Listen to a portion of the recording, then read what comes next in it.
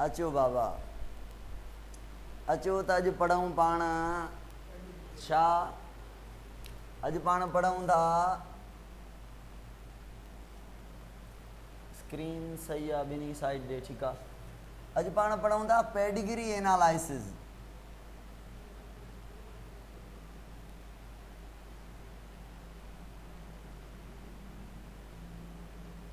Pedigree analysis त पढ़ूं था। पेडिग्री जी माना छा आहे? ॿुधो बाबा, गौर सां ॿुधिजो।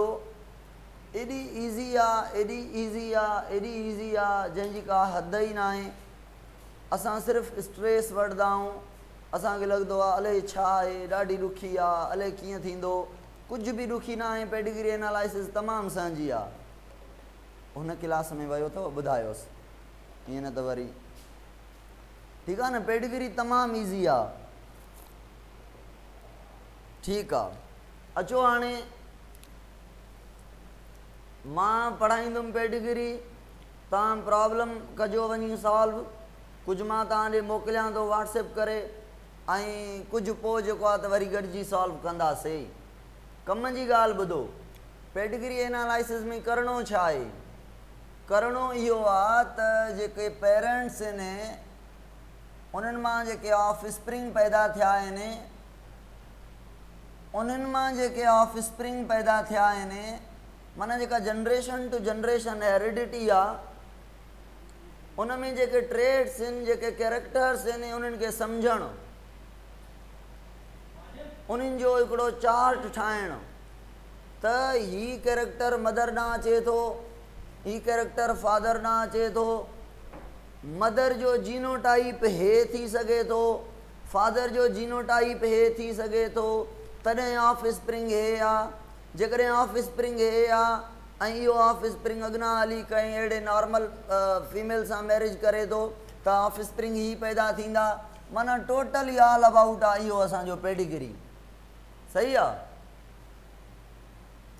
मेन टॉपिक त आहे बिल्कुलु, मेन टॉपिक त आहे बिल्कुलु, पर गौर सां ॿुधो, गौर सां ॿुधो। ॾिसो हाणे कुझु निशानियूं आहिनि। मिसाल जी ॻाल्हि आहे, मेल आहे, फीमेल आहे, उन्हनि जे लाइ निशानियूं आहिनि। ही निशानी आहे मेल जी, स्क्वायर। ही निशानी आहे फीमेल जी। कुझु निशानियूं मां ठाहे वञां थो, पोइ तव्हांखे ॿुधाईंदो वञां थो।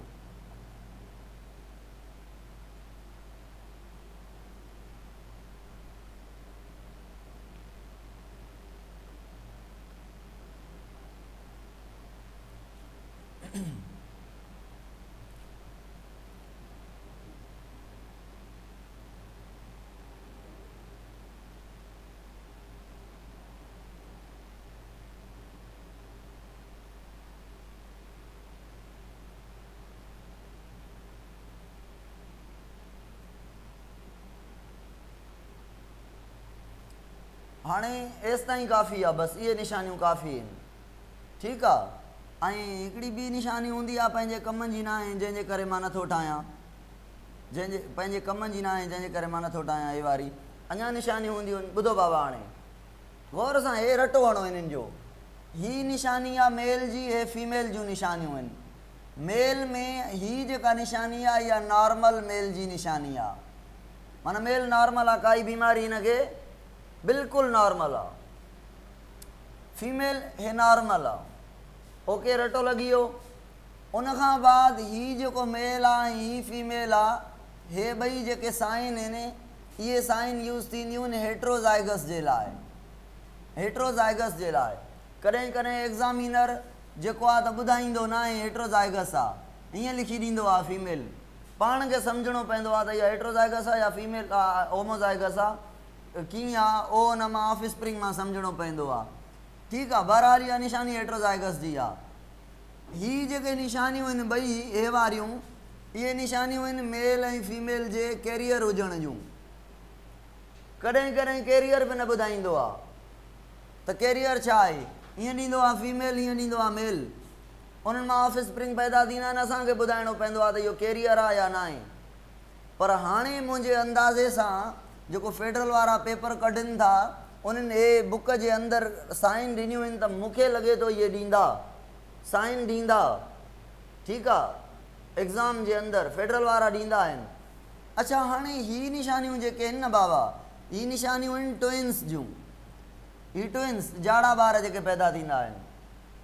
हाणे ही जेके ट्विन्स आहिनि ॿई सिस्टर पैदा थियूं आहिनि, ही जेके ट्विन्स आहिनि, हिकु गर्ल बेबी आहे, ॿी बॉय बेबी आहे, ऐं ही ॿई बॉय बेबी आहिनि।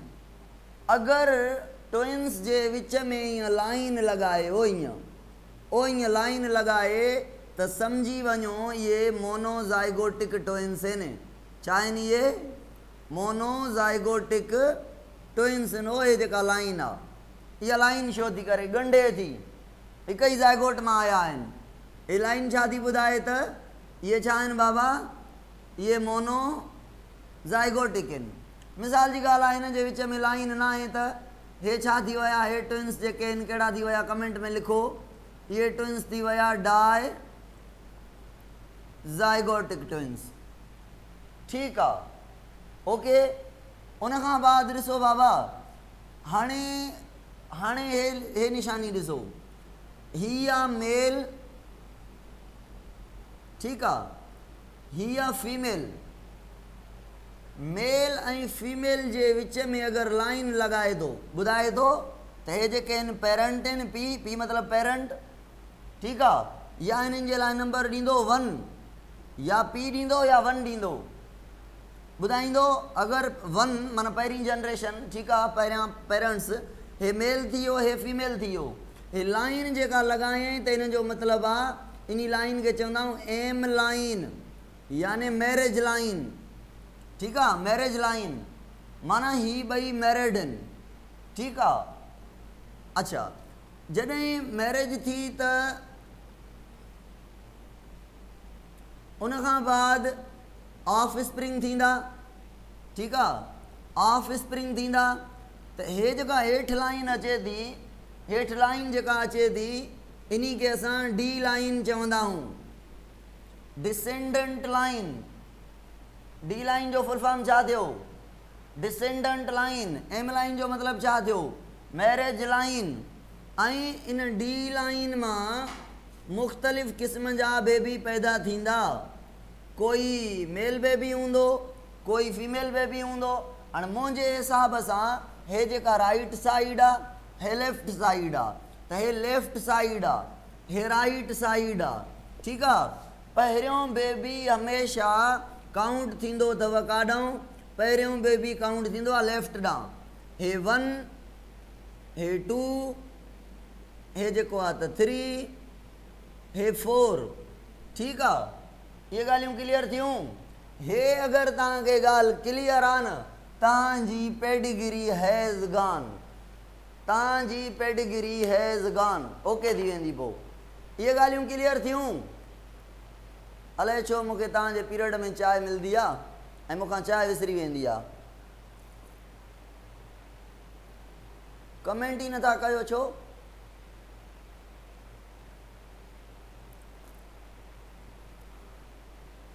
ठीकु आहे।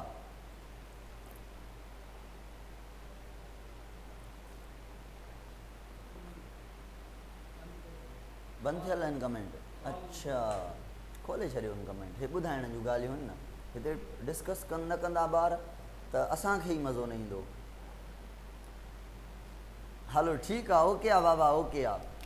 अचो, हाणे हेसि ताईं ॻाल्हि क्लियर आहे? हा हा हा, ठीकु आहे। अचो बाबा, हाणे पेडिगिरी में पाण खे 4 शयूं सम्झणियूं आहिनि त पेडिगिरी सम्झी वेंदासीं। डी लाइन बाबा, डिसेंडेंट लाइन। डिसेंडेंट माना ॿारनि वारी लाइन, जंहिंमां ॿार पैदा थींदा, डी लाइन। अच्छा, ॿी ॻाल्हि हिकिड़ी रहिजी वई, हीअ जेका लाइन आहे न, उहो इहा छा थी शो करे? मुख़्तलिफ़ ॿारनि खे। कहिड़ा मुख़्तलिफ़ ॿार? भाउ भेण, भेण भाउ, है न, या भाइर सभई, या सभई भेण। ख़बर अथव, जॾहिं भाउ भेण जी ॻाल्हि कंदा आहियूं न त सिबलिंग वर्ड यूज़ कंदा आहियूं, सिबलिंग, सिबलिंग।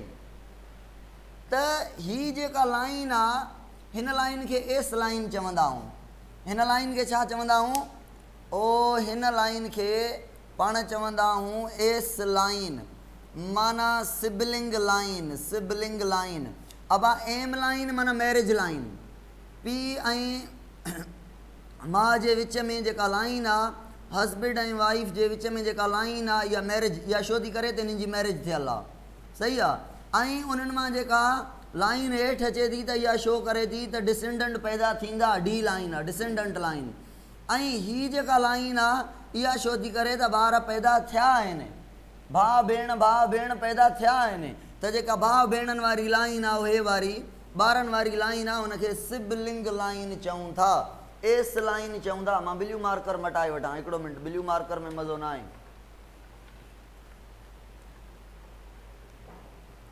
ठीकु आहे न? ठीकु आहे, हे चङी आहे। हलो अचो बाबा, हाणे अगरि इहे ॻाल्हियूं क्लियर थियूं आहिनि, टाइम खे विञाइण खां पहिरियां मूंखे तव्हां कमेंट में ॿुधायो, बॉइज़ एंड गर्ल्स, कमेंट में मूंखे ॿुधायो त असांखे पेडिगिरी में सम्झणो छा आहे। असां चऊं था बाबा असांखे इहो सम्झणो आहे, 4 ॻाल्हियूं सम्झणियूं आहिनि, 4 कहिड़ियूं? इहे सम्झणियूं आहिनि, हिकु त जेका बीमारी आहे उहा ऑटोज़ोमल आहे, ऑटोज़ोमल आहे, या इहा बीमारी सेक्स लिंक्ड आहे, सही आहे। इहे 2 ॻाल्हियूं सम्झणियूं आहिनि। उनखां बाद ॿियूं 2 ॻाल्हियूं सम्झणियूं आहिनि। ॿियूं 2 ॻाल्हियूं कहिड़ियूं सम्झणियूं आहिनि? नंबर 1 ते असांखे ॻाल्हि सम्झणी आहे कहिड़ी, त इहा डोमिनेंट जीन जी आहे, डोमिनेंट जीन जी बीमारी आहे, या इहा 2 नंबर ते रिसेसिव जीन जी बीमारी आहे। घणियूं ॻाल्हियूं सम्झणियूं आहिनि, मथो हणो इन ॻाल्हि सां, सम्झो इन ॻाल्हि खे क्लियर कयो। 4 ॻाल्हियूं बसि, छॾे ॾियो बाक़ी ॻाल्हियूं ई 4। कहिड़ियूं? त बीमारी ऑटोज़ोमल आहे या सेक्स लिंक्ड आहे, सोमेटिक क्रोमोज़ोम ते आहे या सेक्स क्रोमोज़ोम ते आहे, ऑटोज़ोमल ते आहे या एलोज़ोमिक ते आहे, सेक्स खे एलोज़ोमिक बि चवंदा आहियूं। अच्छा, अगरि ऑटोज़ोमल आहे त डोमिनेंट आहे या रिसेसिव आहे, अगरि सेक्स लिंक्ड आहे त डोमिनेंट आहे या रिसेसिव आहे। इते पेडिगिरी पूरी, इते पेडिगिरी पूरी, ठीकु आहे। अच्छा अचो पूरी कयूं था पेडिगिरी। ॾिसो ऑटोज़ोमल ऐं सेक्स लिंक्ड जी कीअं ख़बर पवंदी? अगरि मां तव्हां खां पुछां बीमारी पंहिंजे पेरेंट खां, पंहिंजे ऑफ स्प्रिंग ॾे, कंहिंजे पेरेंट खां ऑफ स्प्रिंग ॾे, हे थी वियो पेरेंट, हे थी विया ऑफ स्प्रिंग, हे थी वियो पेरेंट, हे थी विया ऑफ स्प्रिंग। ऑफ स्प्रिंग ॾे 50-50% ॿिन्ही खे राज़ी करे, धीअ खे बि पुट खे बि, ॿिन्ही ॾे बीमारी इक्वली वञे, त ॿुधायो त छा सम्झो था तव्हां? पेडिगिरी चार्ट ॾियां मां, पेडिगिरी चार्ट ॾियां मां तव्हांखे, ठीकु आहे। हेॾे ॾिसो, हे पेडिगिरी चार्ट थी वियो, हे मेल फादर, हे फीमेल जेको आहे त मदर, इन मां बेबी पैदा थिया आहिनि, ठीकु आहे। मेल में बि बीमारी आहे, फीमेल में बि बीमारी आहे, ठीकु आहे। कुझु फीमेल ऐं मेल बची बि विया आहिनि, त मूंखे ॿुधाईंदो छा चवंदव, इहा कहिड़ी बीमारी आहे, ऑटोज़ोमल आहे या सेक्स लिंक्ड आहे? कमेंट त कयो बाबा, कमेंट त कयो, ॿुधायो, कमेंट कयो, हे कहिड़ी बीमारी नज़र अचे थी तव्हांखे? हा, कहिड़ी बीमारी नज़र अचे थी? ॿुधायो ॿुधायो, जल्दी कमेंट में ॿुधायो। तव्हां चओ था सर ऑटोज़ोमल आहे, ऑटोज़ोमल आहे। अगरि मां हिते सहंजो करे ॾियां, सहंजो करे ॾियां तव्हांखे, अब हे बि कैरियर आहे, हे बि कैरियर आहे, मिसाल जी ॻाल्हि आहे, पोइ तव्हां चवंदव सर इहा रिसेसिव जीन जी अथव। हलो रिसेसिव खे बाद में सम्झूं था, छॾियो इन खे ढचे खे, पोइ चऊं त सही ऑटोज़ोमल आहे। अचो अचो अचो, मोटी अचो, ॿी ॻाल्हि, माना ॿिन्ही ॾे वञे त ऑटोज़ोमल आहे। ऐं अगरि जेका बीमारी आहे मदर खां ट्रांसफ़र थिए काॾे सन ॾे, ऐं फादर खां उहा बीमारी ट्रांसफ़र थिए काॾे डॉटर ॾे, ठीकु आहे, डॉटर ॾे, या ईअं चऊं फादर खां जेको सन आहे, पुट आहे, उन ॾे बीमारी कॾहिं बि ट्रांसफ़र न थिए। पोइ छा था चओ?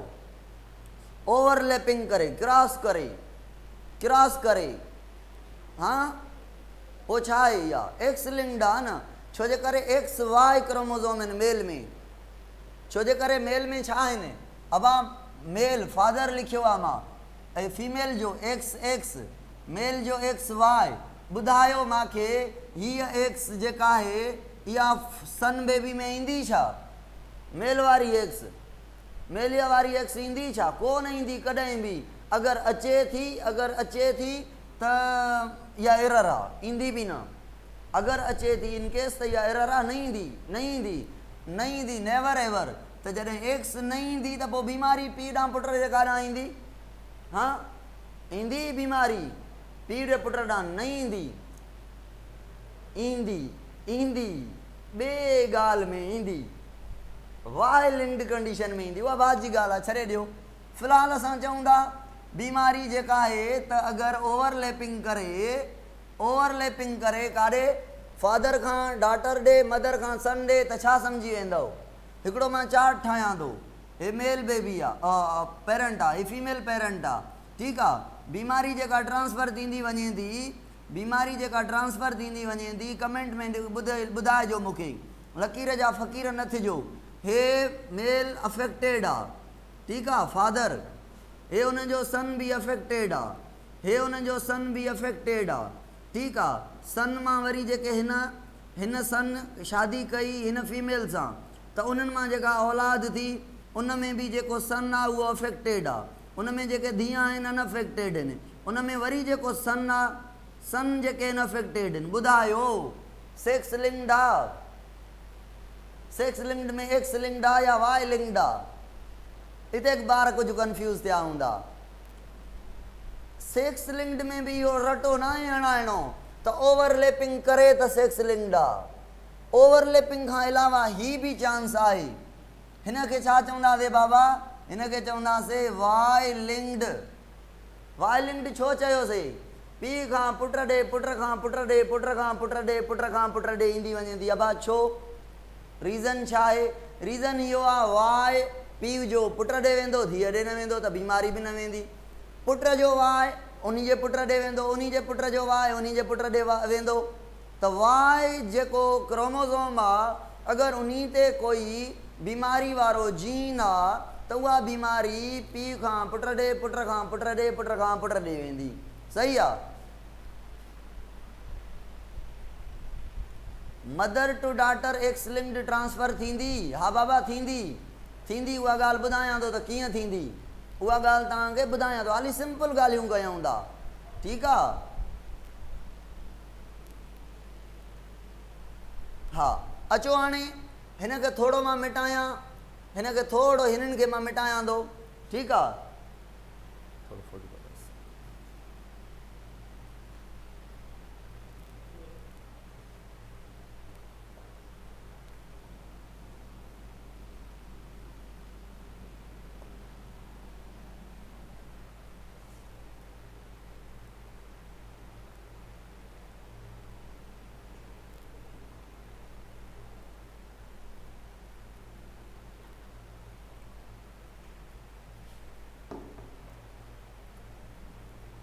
सही आहे। ॾिसो अबा ॾिसो हेॾे कमेंट में ॿुधायो मूंखे, हाणे मूंखे कमेंट में ॿुधायो। फ़िलहालु सिंपल शयूं सम्झूं था, कॉम्प्लिकेटेड शयुनि में पोइ वञूं था। मां चवां थो हिकिड़ी जनरेशन आहे, ट्रिक ॿुधो हिन जी, डोमिनेंट आहे, हुन जी ट्रिक छा हुई, इक्वल ट्रांसफ़र थिए त ऑटोज़ोमल आहे, ऐं ओवरलैपिंग करे त इहा छा आहे, इहा सेक्स लिंक्ड आहे। ऐं वाई लिंक्ड जी वरी ॻाल्हि एक्सेप्शनल आहे, उहा पढ़ीसीं। वाई लिंक्ड अहिड़े तरीक़े सां थींदी आहे। हाणे ॾिसो हिननि ॿिन्हिनि बीमारियुनि जो वरी हिननि सां बि असरु आहे, छो जे करे रिसेसिव सेक्स लिंक्ड बि थी सघे थी, रिसेसिव ऑटोज़ोमल बि कीअं थी सघे थी, त जेका रिसेसिव हुजनि त पोइ उन्हनि खे कीअं सम्झूं, उन जी ॻाल्हि सम्झो। हाणे अबा ॿुधो, मूंखे ॿुधायो पहिरीं ॻाल्हि, डोमिनेंट बीमारी में कैरियर जी ॻाल्हि कयूं त कैरियर थींदो, डोमिनेंट जीन हुजे त कैरियर थींदो, अकेलो हूंदो बि एक्सप्रेस कंदो। अच्छा ॿी ॻाल्हि ॿुधायो, रिसेसिव बीमारी में कैरियर थींदो, हिते न कैरियर न थींदो, हिते कैरियर थींदो बि, कैरियर थींदो रिसेसिव में ऐं न बि थींदो, कैरियर न बि थींदो कॾहिं हेमीज़ाइगस कंडीशन में। बाक़ी एक्सेप्शनल ॻाल्हि जनरली हिते कैरियर थींदो, हिते कैरियर न थींदो। हिते जेको मेल आहे उहो कैरियर न थींदो, जेका फीमेल आहे उहा कैरियर थींदी रिसेसिव में। पुछां सवाल मूंखे ॿुधायो, अगरि मेल बि कैरियर थिए थो, त ॿुधायो इहा ऑटोज़ोमल आहे या सेक्स लिंक्ड आहे? ॿुधायो त कमेंट में। ऑटोज़ोमल आहे। अगरि मेल कैरियर नथो थिए त इहा छा आहे? सेक्स लिंक्ड आहे। अगरि फीमेल कैरियर थिए थी, इतां ख़बर न पवंदी त ऑटोज़ोमल आहे या रिसेसिव आहे, सेक्स लिंक्ड आहे, हा न। अगरि फीमेल कैरियर थिए थी त हितां कहिड़ी ख़बर पवंदी त इहा सेक्स लिंक्ड बि थी सघे थी, ऑटोज़ोमल बि थी सघे थी। पोइ कीअं सम्झूं? हिते अप्लाई करिणो पवंदो हे फार्मूलो, सही आहे। हिते अप्लाई करिणो पवंदो हे फार्मूलो, त पाण खे ख़बर पइजी वेंदी त ऑटोज़ोमल आहे या रिसेसिव आहे। न सम्झ में आयो छो बाबा आलिया? ॾिसो हाणे, अगरि फीमेल कैरियर आहे, ॾिसो हाणे ऑटोज़ोम XX, हे मां ऑटोज़ोमल क्रोमोज़ोम रखिया आहिनि, स्मॉल h मिसाल थो वठां, सही आहे। हिते बि स्मॉल h, ॿई कैरियर आहिनि न, ॿई कैरियर आहिनि। अगरि मेल ऐं फीमेल इक्वली अफेक्टेड थियनि था त पोइ छा चवंदव?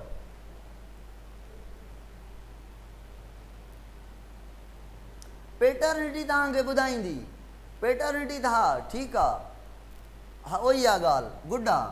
हाणे ॾिसो बाबा ॿी ॻाल्हि, हाणे मां सवाल पुछांव थो तव्हां खां, इहा ट्रिक अथव, हे हवाल हुया बसि।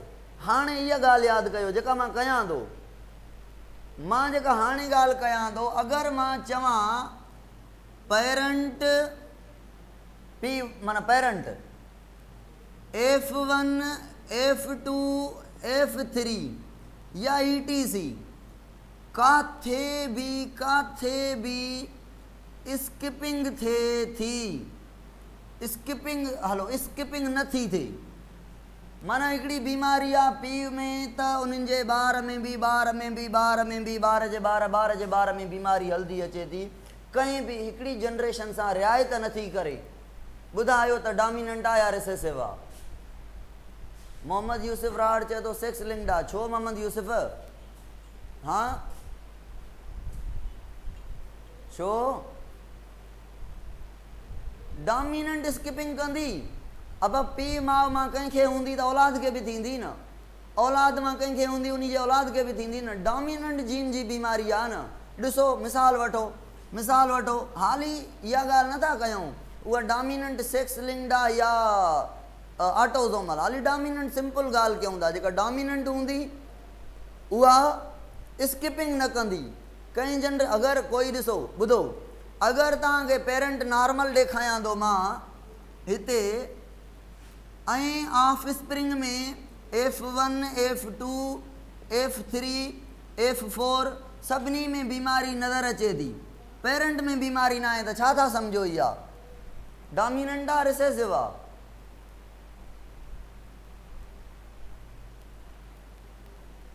हा रिसेसिव आहे। हेठि काथे न काथे नज़र अचे थी। ईअं नथो चवां हे सॼा अफेक्टेड हूंदा। F1 मां 4 ॿार आहिनि त हिकु अफेक्टेड हूंदो, ॿ 3 थी सघनि था। काथे बि तव्हांखे हलो पेरेंट बि अफेक्टेड आहे, ठीकु आहे, पेरेंट बि अफेक्टेड आहे, F1 F2 सभु अफेक्टेड आहिनि। हाणे छा चवंदव? को नो स्किपिंग, काथे बि स्किपिंग न आहे त हाणे डोमिनेंट आहे, ठीकु आहे। अच्छा, उनखां बाद हाणे मुंहिंजी ॻाल्हि सम्झो, अगरि स्किपिंग अचे त माना स्किपिंग अचे थी त माना इहा रिसेसिव आहे, इहा जेका आहे त रिसेसिव आहे। अब हाणे ॻाल्हि ॿुधो, मां हिकिड़ो सवालु लिखां थो, ठीकु आहे, सवालु लिखां थो हिकिड़ो बोर्ड ते, इहो मूंखे तव्हां हल करे ॾियो त मां ॾिसां त तव्हांखे पेडिग्री केतिरी सम्झ में आई आहे। इन खां पहिरियां हिकिड़ी ॻाल्हि मुंहिंजी ॿीहर ॿुधो त मां तव्हांखे चवां थो त जेका रिसेसिव हूंदी उहा स्किपिंग कंदी, ठीकु आहे, ऐं जेका डोमिनेंट हूंदी उहा स्किपिंग न कंदी। ॿ ॻाल्हियूं इहे यादि कयो। जेका ऑटोज़ोमल हूंदी उहो छा कंदासीं, उहो ऑटोज़ोमल छा कंदी, इक्वल ट्रांसफ़र थींदी, ऐं डोमिनेंट में कैरियर छो न थींदो? वाह जे सवाल आहे, वाह जे सवाल आहे। अचो करे ॾेखारियो। डोमिनेंट में ही ऑटोज़ोमल बीमारी आहे हिकिड़ी, मिसाल जी ॻाल्हि आहे, डोमिनेंट जीन जी का डोमिनेंट जीन जी बीमारी आहे। उन बीमारी खे मां डी सां या ए सां या एफ सां, मिसाल जी ॻाल्हि आहे, कंहिं कैपिटल लेटर सां शो कयां थो, हलो टी सां शो कयो दमाज़, बीमारी वारो जीन आहे, सही आहे, बीमारी वारो डोमिनेंट जीन आहे। हाणे ॿुधायो, पाण भला बीमारी जूं ॻाल्हियूं कंदा चवंदा, इहा ॻाल्हि त ॿुधायो, पेडिग्री मां छड़ो बीमारियूं सम्झबियूं आहिनि छा? न, कोई बि कैरेक्टर स्टडी कयो बाबा। हाणे ॾिसो, जॾहिं कैपिटल टी आहे, ॿियो स्मॉल टी आहे, हे असांखे स्टडी करिणो आहे। हे कैपिटल, मिसाल जी ॻाल्हि आहे, इहो डिज़ीज़ करे थो। हाणे ॿुधायो, हे कैरियर चऊंसि, हिन खे कैरियर चऊं, हलो एक्स क्रोमोसोम खयोंसीं, हिकिड़ो कैपिटल टी ॿियो स्मॉल टी जीन खयोंसीं, हाणे कैरियर चऊंसि या इन खे? छो वरी? हा, कहिड़ी आई आहे कैरियर चवण वारी छोकिरी? हा, छो कैरियर थींदो? कैरियर उन खे चवंदासीं, कल्ह वारी ॻाल्हि तव्हांखे सम्झ में न आई आहे।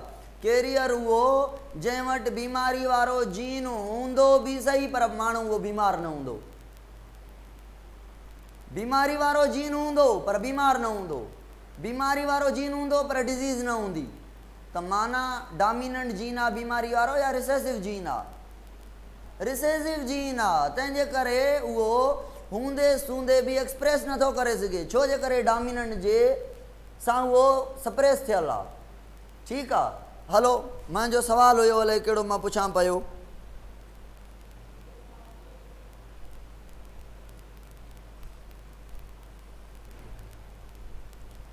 कहिड़ो पुछां तव्हां खां सवाल, कहिड़ो पुछां?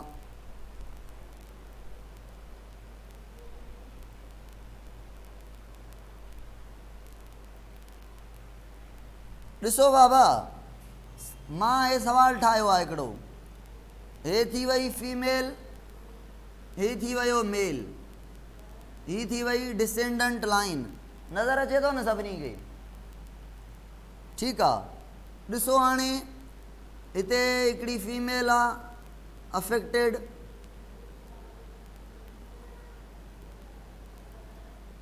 हिकिड़ी फीमेल आहे अनअफेक्टेड, हिकिड़ो बेबी आहे अनअफेक्टेड, हिकिड़ो ॿियो मेल बेबी आहे उहो अफेक्टेड। ठीकु आहे, जॾहिं ही फीमेल बेबी मैरिज करे थी कंहिं पर्सन सां, उन मां जेका औलाद पैदा थिए थी, उन में जेका बीमारी ट्रांसफ़र थिए थी,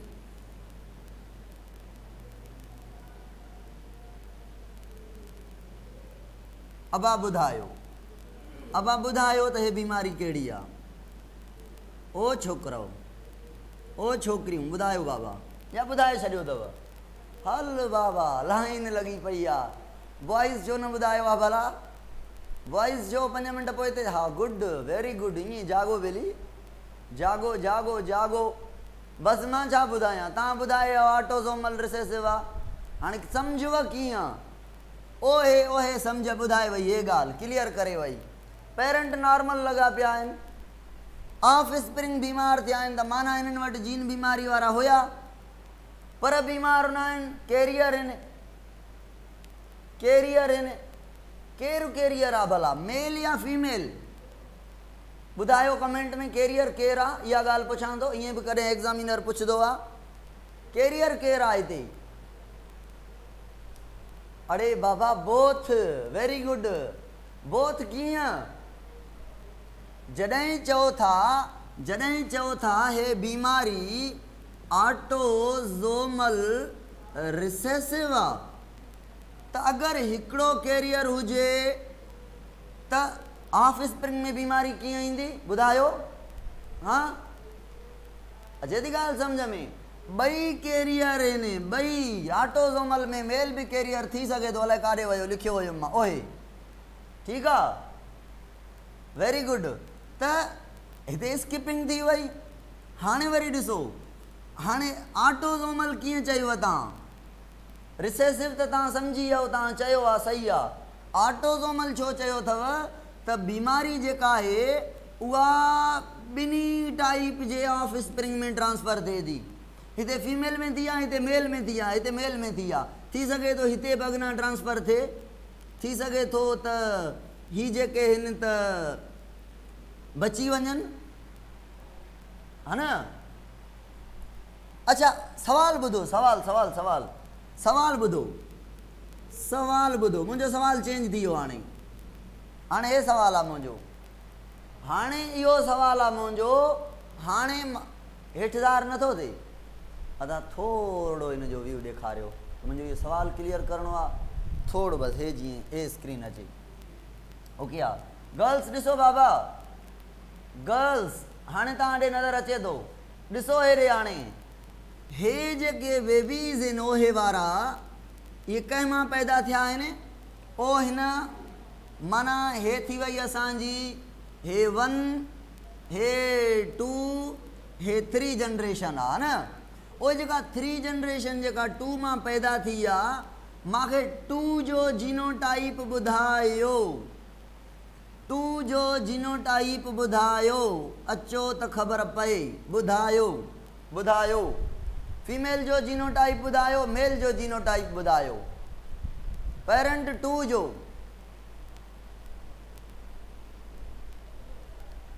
कोई जीनोटाइप नथो ॿुधाए, छो?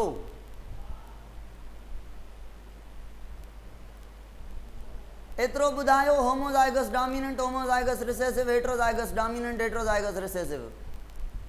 मेल छा आहे? बीमारी वारा जीन मेल वटि कहिड़ा आहिनि? नज़र नथो अचे। हाणे त नज़र अचे थो बाबा, हाणे त मूंखे नज़र अचे थो तव्हांजी स्क्रीन में। कुझु गर्ल्स जवाबु ॾियनि थियूं। कैरियर केरु आहे? मेल कैरियर आहे। Female recessive, male homozygous dominant. Very good, very good, very good. Male में बीमारी वारो जीन नाहे, ऐं फीमेल में 2 जेको आहिनि त रिसेसिव जीन आहिनि, होमोज़ाइगस रिसेसिव आहे। अगरि मेल कैरियर हुजे, हा, अगरि मेल वटि हिकिड़ो जीन हुजे, हा, त हिननि मां कोई न कोई ऑफ स्प्रिंग बीमार थिए हा। अब हाणे बसि, हाणे ॿिया वञी पाण सॉल्व कजो, ठीकु आहे? हाणे ॿिया वञी पाण सॉल्व कजो ऐं पोइ मूंखे ॿुधाइजो। ऐं वाई लिंक्ड बि थी वियो, एक्स लिंक्ड बि थी वियो, ऑटोज़ोमल बि थी वियो। हलो, ठीकु आहे। वाई लिंक्ड, पीउ खां पुट ॾे, पुट खां पुट ॾे, पुट खां पुट ॾे, उनजे पुट खां उनजे पुट ॾे बीमारी ट्रांसफर थी वञे त इहा वाई लिंक्ड आहे।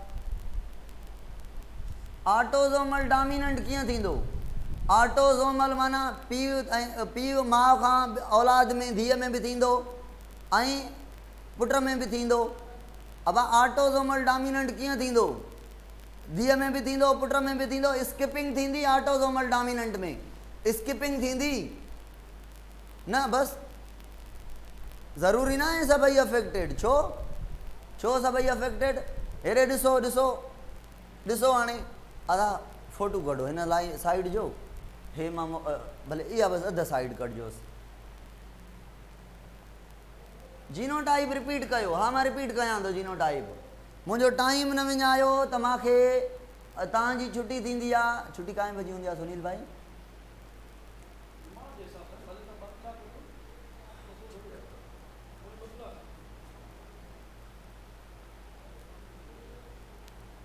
जल्दी जल्दी जल्दी, बाक़ी बाक़ी बाक़ी अधु कलाक।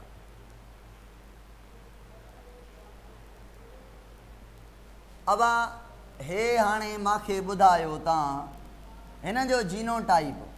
यार हाणे ॾिसो बॉइज़, बाबा गर्ल्स ॾिसो, अगरि हिन औलाद में कंहिंखे बि बीमारी न आहे, हा, कंहिंखे बि बीमारी न आहे, ऐं मदर अफेक्टेड आहे। मदर तव्हां मथे चई आया हो त हीअ बीमारी ऑटोज़ोमल रिसेसिव आहे, त माना मदर वटि घणा रिसेसिव जीन आहिनि त बीमार आहे? 2, माना होमोज़ाइगस आहे।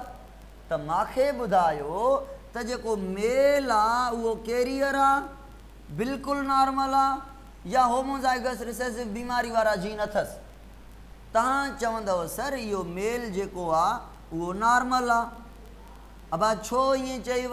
चओ सर ॾिसो पाण, अगरि कैरियर हुजे हा, अगरि कैरियर हुजे हा, मिसाल जी ॻाल्हि आहे, ऑटोज़ोमल आहे, ए लिखियो दमाग़, अगरि इन ते हिकिड़ो स्मॉल ए जीन हुजे हा, ॿियो कैपिटल ए हुजे हा, त हिकिड़ो स्मॉल ए हेॾां, हिकिड़ो स्मॉल ए होॾां, त हिकु त कोई ऑफ स्प्रिंग अफेक्टेड थिए हा।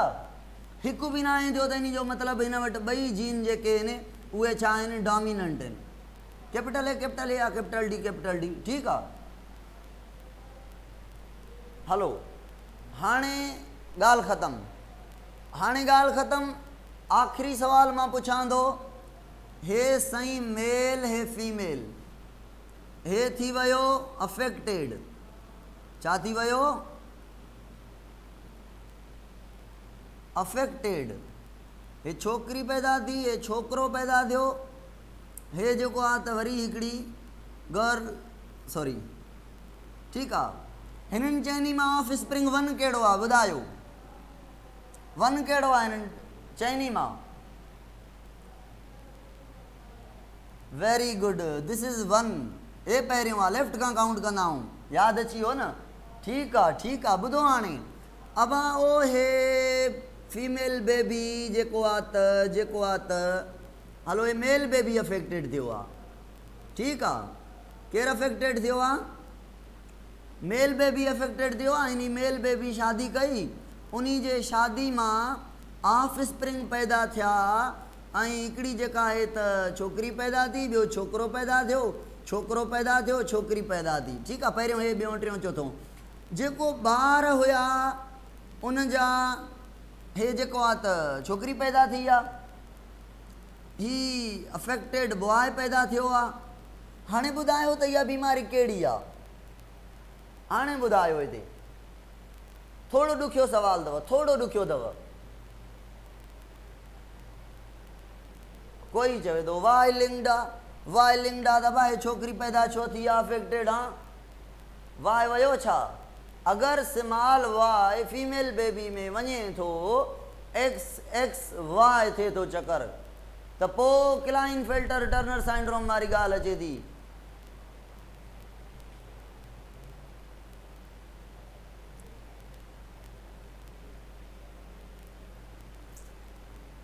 ऑटोज़ोमल रिसेसिव, ठीकु आहे। ऑटोज़ोमल रिसेसिव, भला ऑटोज़ोमल रिसेसिव छो चवंदा हिनखे? हे ऑटोज़ोमल डोमिनेंट बि थी सघे थो। हे ऑटोज़ोमल डोमिनेंट भी थी सके तो। स्किपिंग का ही बनाए थी, नो स्किपिंग ना ही थी। अगर हे स्टेप ऐड कयूं था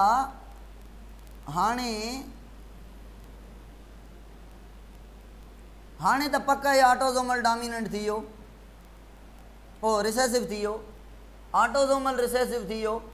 पर अगर ही स्टेप कट कयूं था न, ऑटोज़ोमल डोमिनेंट आ, पर ये ना है त मेल वट कैपिटल डी ब बीमारी वारा जीन आहिनि, मेल होमोज़ाइगस ना है। इहा ॻाल्हि सम्झ में ना आई तव्हांखे? इहा ॻाल्हि तव्हांखे सम्झ में ना आई? इते मसलो थियो तव्हां सां। अब ऑटोज़ोमल इन जे करे थियो त हिते मेल खां मेल ॾे बीमारी ट्रांसफ़र थी आहे। इते तव्हां सम्झो था ऑटोज़ोमल ना आहे, इते वाई लिंक्ड लॻे थो, हितां ई वाई लिंक्ड लॻे थो, हितां खां एस ताईं, वरी हितां खां हेॾे जेको आहे फीमेल ॾे मेल ॾे ॿिन्ही ॾे बीमारी वई आहे, त हिते वरी लॻे थो त ऑटोज़ोमल आहे। कंहिं ॿारनि जो जवाबु आहे त फीमेल कैरियर हूंदी। अगरि जवाब में फीमेल कैरियर जो ऑप्शन न हुजे, हा अगर ऑप्शन में न हुजे जवाब, साईं काज़ी साहब ओ काज़ी साहब,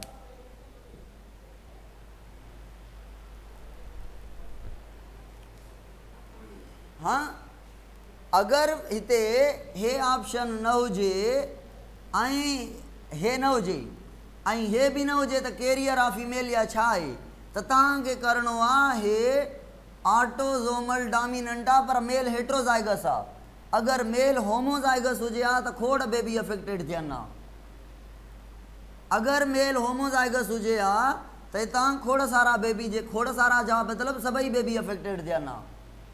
खोड़ सारा न पोइ सभई अफेक्टेड थियनि हा, सभु अफेक्टेड थियनि हा, सभु अफेक्टेड थियनि हा।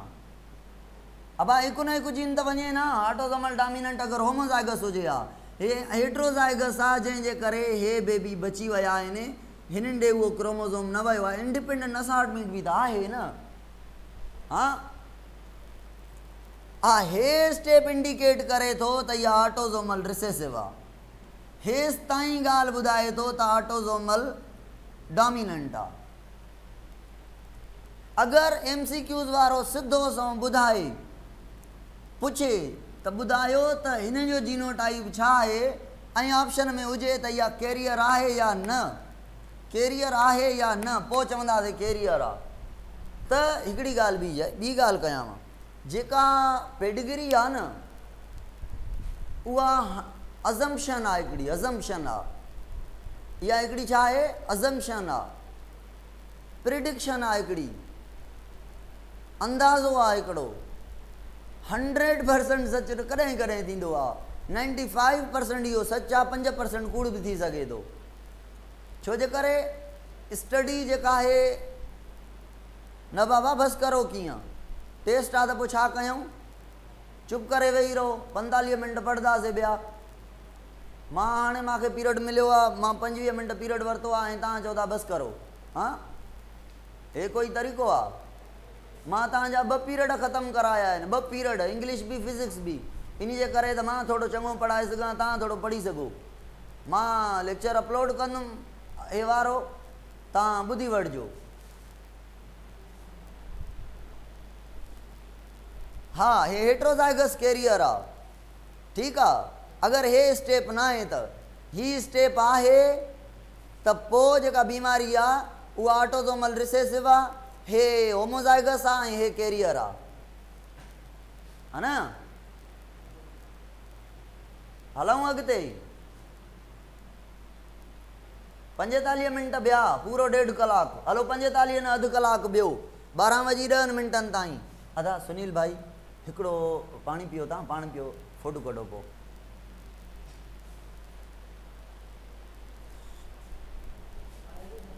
हा पाणी ॾे, पाणी खां न कंदो कर। गुर्दनि वारा मरीज़ ऐं पथरी जा मरीज़ ऐं हेपाटाइटिस जा मरीज़ ऐं सभु मर्ज़ आहिनि, थोड़ियूं किडनी साफ़ थियनि। मां फीमेल कैरियर रिपीट नथो कयां, इहे मां तव्हां ॾे सवाल मोकिलींदुमि, तव्हां मूंखे जवाबु ॾिजो त ख़बर पए केतिरे 20 आहे।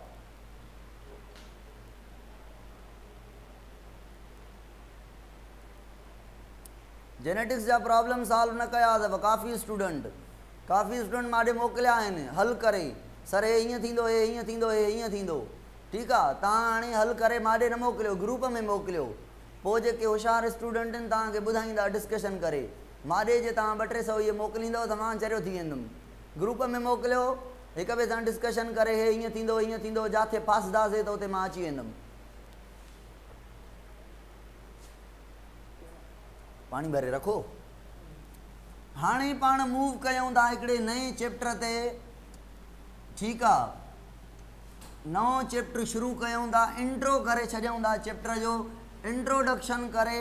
सुभाणे सैटरडे आहे, ॿिए ॾींहुं संडे आहे, संडे तक इनशाअल्लाह हिन चैप्टर खे पूरो कंदासीं ऐं मंडे खां वठी करे चैप्टर शुरू कंदासीं ॿियो।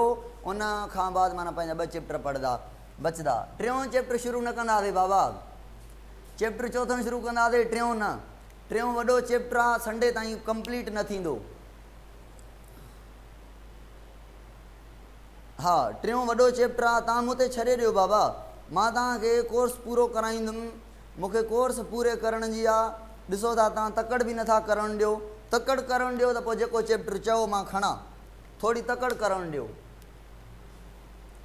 हाणे हवाल प्रोग्राम ख़त्म, अचो हाणे चैप्टर शुरू कयूं था।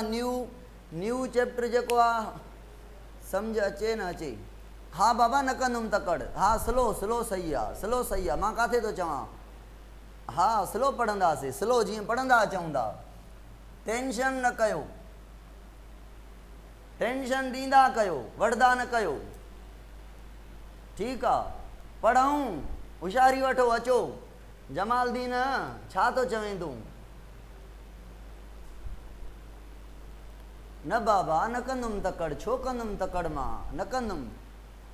विशाल जवाब त ॾियो। सर रिसेसिव मेल हुजे त उनजो जीनोटाइप ॿुधायो। रिसेसिव मेल हुजे त कहिड़े जो? हाणे रिसेसिव मेल हुजे, अगरि रिसेसिव मेल अफेक्टेड आहे त होमोज़ाइगस रिसेसिव, अगरि रिसेसिव मेल आहे कैरियर आहे त इहो हिकु त ऑटोज़ोमल आहे, ॿियो त हेट्रोज़ाइगस रिसेसिव आहे, ठीकु आहे। अगरि मेल आहे, रिसेसिव आहे, अफेक्टेड आहे, सेक्स लिंक डिज़ीज़ आहे त इहो कैरियर आहे। इहे शयूं मां तव्हांखां प्रैक्टिस कराईंदुमि। हा बाबा रखूं था, वीडियो बि रखूं था। मोटी अचो हेॾे, लाइव क्लास हले थो तव्हांजो, अञा तव्हां चओ था यूट्यूब ते रखो, यूट्यूब ते रखो। हा हाणे असांजो जेको चैप्टर आहे रिप्रोडक्शन, इंशाअल्लाह ॿ ॾींहं में पूरो करिणो आहे। हिनखे अहिड़ो त संडे ताईं हलाईंदासीं 3 ॾींहं। अॼु थोरो इंट्रोडक्शन कयूं था सिर्फ़ु। हाणे न प्रैक्टिस कंदासीं, सुबुह ॿेड़ीअ जेनेटिक्स जी प्रैक्टिस कंदासीं संडे ते इंशाअल्लाह। संडे ते हिन चैप्टर खे बि पूरो कंदासीं, जेनेटिक्स जी प्रैक्टिस बि कंदासीं। अवां जेको रिप्रोडक्शन चैप्टर आहे, इन में असांखे जेके टॉपिक्स मिलियल आहिनि, male reproductive organ, female reproductive organ ऐं मेंस्ट्रुअल साइकिल, 3 टॉपिक आहिनि मुंहिंजे ख़्याल में। चौथों रिप्रोडक्टिव डिज़ीज़ आहिनि। 4 टॉपिक थी विया पंहिंजा, ठीकु आहे। अॼु पाण खे पढ़णो आहे मेल रिप्रोडक्टिव सिस्टम चऊं त सही आहे, ठीकु आहे।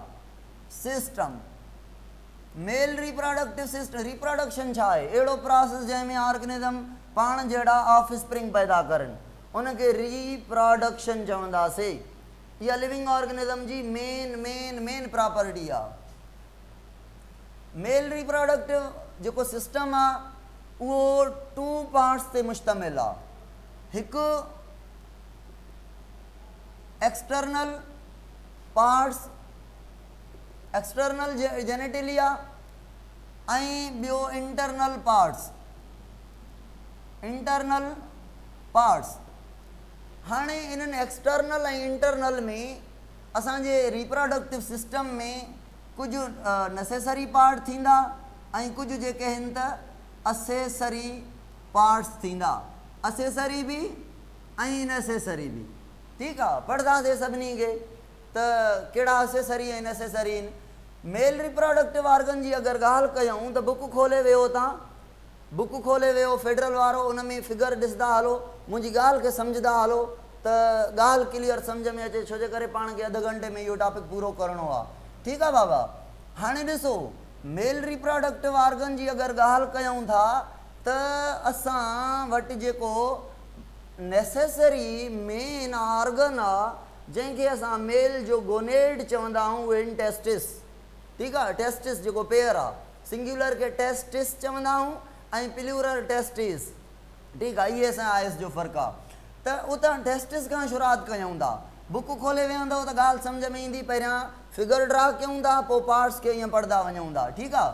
अब हाणे असां वटि जेको मेल रिप्रोडक्टिव ऑर्गन आहे उहो थोरो फिगर जेका आहे उहा, ठीकु बाबा। मेल रिप्रोडक्टिव ऑर्गन में असां टेस्टिस जी फॉर्मेशन कयूं था। टेस्टिस जे अंदरि अगरि ॾिसंदासीं त हिकिड़ा टेस्टिस जे अंदरि लोब्यूल आहिनि। छा आहिनि? हिकिड़ा लोब्यूल आहिनि। इहे जेके लोब्यूल आहिनि, इन्हनि खे हाणे सां ई नालो ॾींदा हलूं था। इन्हनि खे चऊं था टेस्टिक्यूलर लोब्यूल। छा चऊं था? पोइ मां सॼे जी ॻाल्हि ॿुधायां थो, फ़िलहालु जेका शइ ॿुधाईंदो वञां थो सिर्फ़ पार्ट्स पढ़ायां थो बस। एतिरो सम्झदा हलो हिन खां पोइ छा आहे, पोइ छा आहे, पोइ छा आहे, पोइ छा आहे, पोइ छा आहे। उन्हनि जो फंक्शन, उन्हनि जो मैकेनिज़म, उन्हनि जी अरेंजमेंट, सिर्फ़ु अरेंजमेंट पढ़ायां थो, फंक्शन मैकेनिज़म बाद में पढ़ाईंदुमि। ठीकु आहे। त हीउ जेको पार्ट आहे हिन खे चऊं था टेस्टिक्यूलर लोब्यूल। Testicular lobule. ऐं इन टेस्टिक्यूलर लोब्यूल जे अंदरि हिकिड़ा, अगरि मां टेस्टिक्यूलर लोब्यूल खे हीअं थोरो वॾो करे ठाहियां थो त टेस्टिक्यूलर लोब्यूल जे अंदरि हिकिड़ा ट्यूब आहिनि, हिकिड़ा ट्यूब जो नेटवर्क आहे। उन ट्यूब जे नेटवर्क खे असां चऊं था, उहो इन ट्यूब जे नेटवर्क खे सेमिनिफिरस ट्यूब्यूल। त इन जे अंदरि बाबा छा आहे, हिकिड़ो ट्यूब जो छा आहे छोकिरो, नेटवर्क आहे। उन ट्यूब जे नेटवर्क खे छा चऊं था, उन ट्यूब जे नेटवर्क खे चऊं था ओ हे वारो, इन खे चऊं था सेमिनिफिरस ट्यूब्यूल। छा चऊं था, सेमिनिफिरस ट्यूब्यूल। सेमिनिफिरस ट्यूब्यूल। हाणे जेको टेस्टिक्यूलर लोब्यूल आहिनि इहे हूंदा आहिनि मुंहिंजे ख़्याल में 250 खां 300 ताईं। ऐं इन्हनि जे अंदरि जेको सेमिनिफिरस ट्यूब्यूल आहिनि, हर टेस्टिक्यूलर लोब्यूल आहिनि, इन जे अंदरि 1 खां 4 ताईं जेके आहिनि त सेमिनिफिरस ट्यूब्यूल आहिनि। ठीकु आहे। 1 खां 4 ताईं सेमिनिफिरस ट्यूब्यूल आहिनि, घटि वधि थी सघनि था माना। हाणे ॾिसो, हे थी वियो टेस्टिक्यूलर लोब्यूल, हे थी वियो सेमिनिफिरस ट्यूब्यूल जंहिंमें स्पम जी प्रोडक्शन थींदी, मां अॻियां पढ़ायां थो। ओ ही जेका डक्ट आहे, ओ ही वारी जेका सेमिनिफिरस ट्यूब्यूल मां निकिरे थी, ही वारी डक्ट, ओ ही वारी डक्ट, ओ ही वारी डक्ट, ओ ही वारी डक्ट, ओ हे वारी डक्ट। ॾिसो, इहा जेका डक्ट आहे, इन्ही डक्ट जो नालो आहे रेटेटेस्टिस। इन्ही जो नालो बाबा छा आहे, इन्ही डक्ट जो नालो आहे रेटेटेस्टिस। रेटेटेस्टिस इन्ही जो कमु छा हूंदो, सेमिनिफिरस ट्यूब्यूल स्पम प्रोड्यूस कंदा, उन्हनि खां ईअं ॿाहिरि खणी वञणु। रेटेटेस्टिस जेके आहिनि उहे फर्दर हली करे हिकिड़े ट्यूब जे अंदरि मर्ज थियनि था। उन्ही जेके ट्यूब्स आहिनि उहे रेटेटेस्टिस मां जेके पोइ निकिरनि था, उन्हनि ट्यूब्स खे असां नालो ॾियूं था छा जो, इन्हनि जो जेको ट्यूब आहिनि ए वारा, इन्हनि जो नंबर घटि हूंदो। ठीकु आहे। इन्हनि जो नंबर जेको आहे त घटि हूंदो, माना रेटेटेस्टिस मर्ज थी करे इन्हनि ट्यूब्स में, मुंहिंजे ख़्याल में त इहे जेके रेटेटेस्टिस आहिनि इन्हनि जो नंबर हूंदो जेतिरा टेस्टिक्यूलर लोब्यूल आहिनि, ऐं 15 खां 20 रेटेटेस्टिस हूंदा आहिनि मुंहिंजे ख़्याल में। ऐं हीअ जेके ट्यूब आहिनि जंहिंखे चऊं था ही वारा रेटेटेस्टिस खां बाद इहे ओपन थियनि था हिकिड़ी वञी करे, हिकिड़ी छा में, हिकिड़ी पाउच में, नंढड़ी पाउच आहे हीअ जेका पाउच आहे। ठीकु आहे। नंढड़ी पाउच आहे, मां हिते क्लियर करे ठाहियां थो, थोरो हिन खां मिटायां साफ़ हुजे ताकी हिकु मार्कर तव्हांखे रेड नज़र न ईंदी आहे। न एपिडाइडमिस न आहे बाबा, अञा एपिडाइडमिस अञा अॻिते आहे। ठीकु आहे। हे हिकिड़ी ट्यूब आहे। हाणे इन ट्यूब मां ॾिसो, इन ट्यूब मां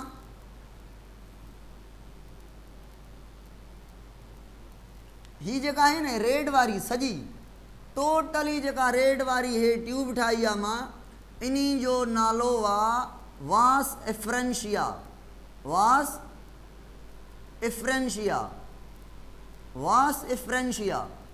छा नालो आहे, वास एफ्रेंशिया। रिपीट कर, यादि कंदा वञो।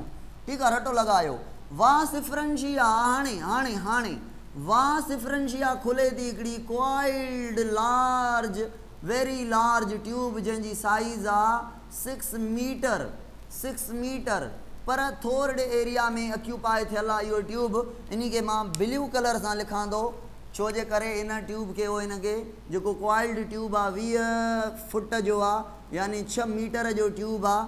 ॾिसो न, हे जेके आहिनि त हिन में वञी खुलनि था। से सॼी छा थी वई, वास एफ्रेंशिया। हे वारी ऐं हे ट्यूब आहिनि रेटेटेस्टिस वारा।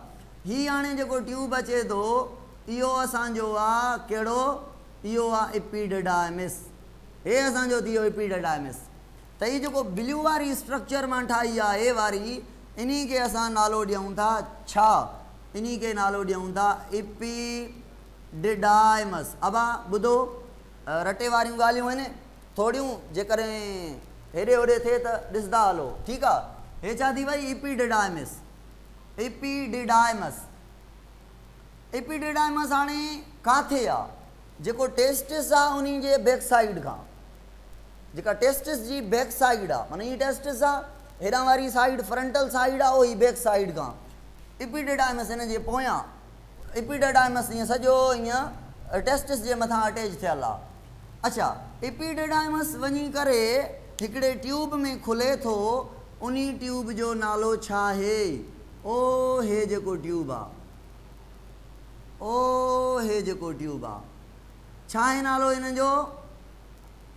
हिन जो नालो आहे वॉस डेफरेंस। इन जो नालो आहे वॉस डेफरेंस या डेफरेंसन ट्यूब बि चवंदा हुअसि, सही आहे, वॉस डेफरेंस।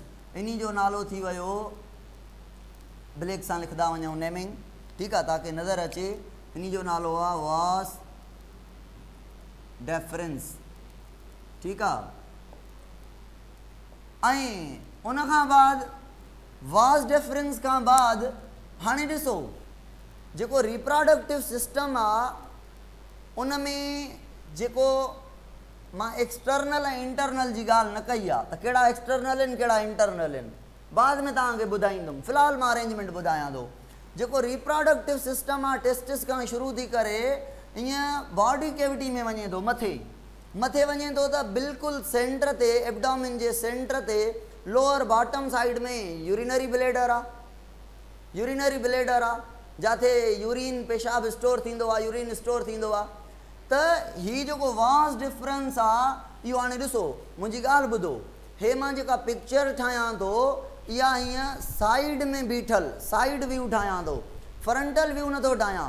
त जेको वास डिफरेंस आहिनि न, वास डिफरेंस ॿ हूंदा, हिकिड़ो हिकिड़े टेस्टिस मां, ॿियो ॿिए टेस्टिस मां, हीअं वास डिफरेंस वेंदा। हिते सपोज़ कयो हे छा आहे, हे यूरिनरी ब्लैडर आहे, त हिकिड़ो वास डिफरेंस हिन तां वकड़ खाई हेठि ईंदो ऐं ॿियो वास डिफरेंस हेॾां वकड़ खाई हेठि ईंदो, माना हिकिड़ो हिन साइड खां टर्न कंदो, ॿियो हिन साइड खां टर्न कंदो। मां साइड व्यू ॾेखारियां थो, इन जे करे विच में हे मां ठाहियां थो छा, विच में हे मां स्ट्रक्चर ठाही आहे जंहिंजो नालो आहे अलाए छा नालो आहे। हा ॾिसो त ओए ॾिसो, जंहिंमें स्टोर थींदो आहे यूरिन, माना इहो छा आहे, urinary bladder. Urinary bladder, urinary bladder मां डक्ट निकिरंदी आहे जेका यूरिन खणी ईंदी आहे, उन जो नालो छा आहे, यूरेथ्रा। उन जो नालो छा आहे, यूरेथ्रा, ठीकु आहे, यूरेथ्रा डक्ट आहे, ठीकु आहे। यूरेथ्रा डक्ट खे अॻियां करे क्लियर करे ठाहियूं था।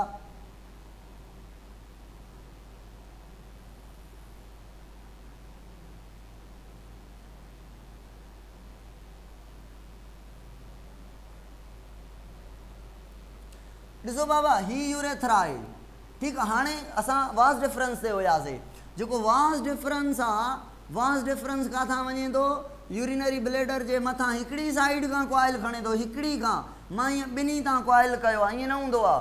त वास डिफरेंस ॾिसो गौर सां सम्झो, वास डिफरेंस हीअं कॉइल न कंदो आहे जीअं मां ठाहियो आहे, इहो साइड व्यू आहे तॾहिं हीअं नज़र अचे थो। वास डिफरेंस यूरिनरी ब्लैडर जा हीअं कॉइल कंदो आहे, यूरिटर न बाबा, यूरिटर त हेॾे आहे न, गर्ल्स हेॾे ॾिसो बाबा, यूरिटर असांजो जेको आहे उहो ही वारो आहे, ठीकु आहे, जेको किडनी न अचे थो, यूरिटर असांजो ही वारो आहे, ठीकु आहे, हे यूरिटर आहे, ही यूरिटर आहे, हे मथां हितां छा आहे, हे किडनी आहे, हे किडनी आहे, ठीकु आहे। हा हाणे किथे पहुतासीं, वास डिफरेंस ते। वास डिफरेंस हिते खुटे थो बाबा, वास डिफरेंस हिते खुटे थो, हिते हिकिड़ो डक्ट अटैच थियल आहे, ओ हिकिड़ो ग्लैंड अटैच थियल आहे, ग्लैंड अटैच थियल आहे, पर ग्लैंड जेको आहे उहो नंढड़ो हिकिड़ो ग्लैंड आहे, वेसिकल टाइप, जंहिंखे असां छा चवंदा आहियूं, सेमिनल वेसिकल। इन ग्लैंड जो नालो आहे सेमिनल वेसिकल, ठीकु आहे। हिन ग्लैंड जो नालो छा थी वियो, इन जो नालो आहे सेमिनल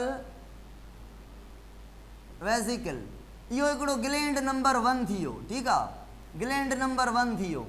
घणा सेमिनल ग्लैंड हूंदा? ॿ हूंदा न। हाणे इतां सेमिनल ग्लैंड खां बाद हिकिड़ी ट्यूब निकिरे थी जेका अची करे ओपन थिए थी। ओ हेरे ॾिसो, काथे ओपन थी? काथे ओपन थी? यूरेथ्रा में। यूरेथ्रा में इहा जेका ट्यूब आहे हे वारी, इन्ही खे चयोसीं असां, नालो छा अथसि? Ejaculatory duct. Ejaculatory duct.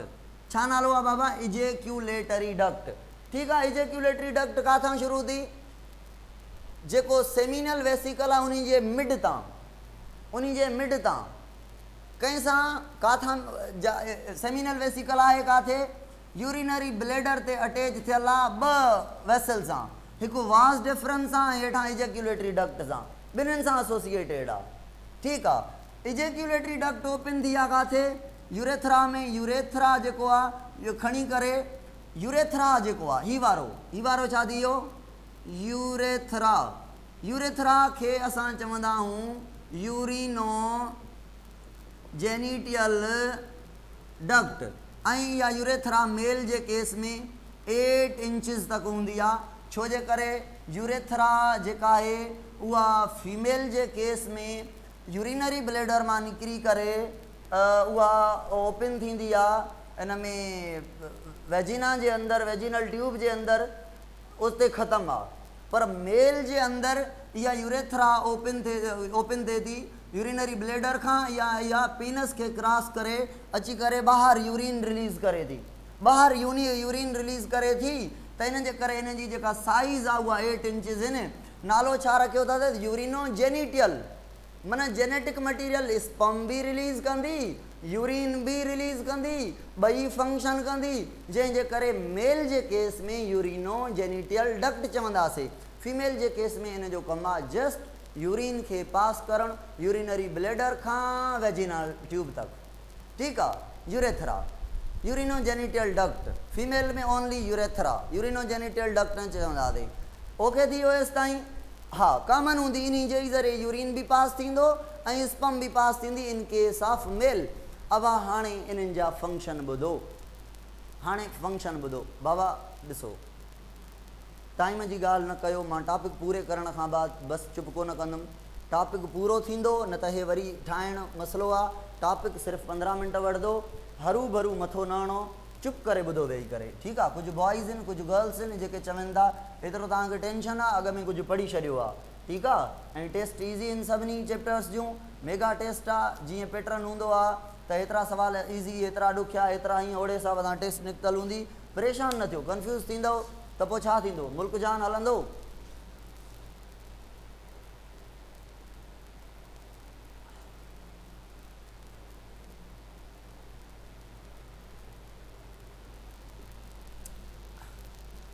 Sunil भाई खे पीआरियो, मुंहिंजो हे बि पाणी हिते विसरी वियो आहे। अब ॾिसो हाणे ही जेका शइ आहे ही वारी अॻ में हे पढ़ायां मां। ही छा आहे? ही जेका स्ट्रक्चर आहे न, ही वारी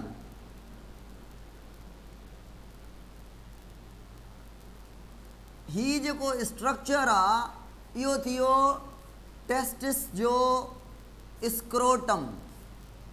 स्क्रोटम, स्क्रोटम जेका आहे हिकिड़ी पाउच आहे। इहो एक्सटर्नल ऑर्गन में अचे थो, बॉडी खां ॿाहिरि आहे, बॉडी कैविटी खां ॿाहिरि आहे। पाउच कंहिंजे लाइ आहे? टेस्टिस जे लाइ आहे। इन जे अंदरि टेस्टिस प्रेज़ेंट आहिनि। टेस्टिस जे अंदरि स्पर्म जी प्रोडक्शन थींदी आहे सेमिनिफेरस ट्यूब्यूल्स जे अंदरि। त जेका टेस्टिस आहिनि उहे फंक्शन कंदा आहिनि। ही जेका अंदरी स्ट्रक्चर आहे सॼो, हे अंदरि सेमिनिफेरस ट्यूब्यूल, रेटाटेस्टिस, वास डिफरेंस, वास डिफरेंशिया, इहे शयूं जेके वास डिफरेंस न सॉरी वास डिफरेंशिया, इहे सॼियूं शयूं मिलाए करे इन्हनि खे असां चऊं था टेस्टिस सिंगल, टेस्टिस प्लूरल। ठीकु आहे। Yes, okay. हाणे ॾिसो, मां बाबा एपिडेर्मिस ते अचां थो। एपिडेर्मिस ते अचां थो, वॾो कमु आहे एपिडेर्मिस जो। कमु त हाणे शुरू कयो आहे न, हाणे ॾिसंदा हलो। यूरेथ्रा वॉलंटरी आहे, इनवॉलंटरी आहे? यूरेथ्रा वॉलंटरी आहे। ॾिसो बाबा, पाउच जेका है उहा छा करे थी, पाउच या टेम्परेचर के मेंटेन करे थी। जेका स्क्रोटम आहे न उहा टेम्परेचर के मेंटेन करे थी। केतिरो टेम्परेचर खपे, टेम्परेचर खपे 35 सेंटीग्रेड। 35 सेंटीग्रेड कंहिंखे, सेमिनिफ्यूरल्स ट्यूब्यूल्स के स्पम जी प्रोडक्शन जे लाइ। सेमिनिफ्यूरल्स ट्यूब्यूल्स के 35 बाबा केपीके में लिखियल अथव, केपीके में 35 लिखियल आहे, ठीकु आहे। मुंहिंजे ख़्याल में पंजाब में भी 35 जो ज़िक्र थियल आहे, ठीकु आहे। फेडरल में ज़िक्र न आहे थियल, लेस जी ॻाल्हि थियल आहे।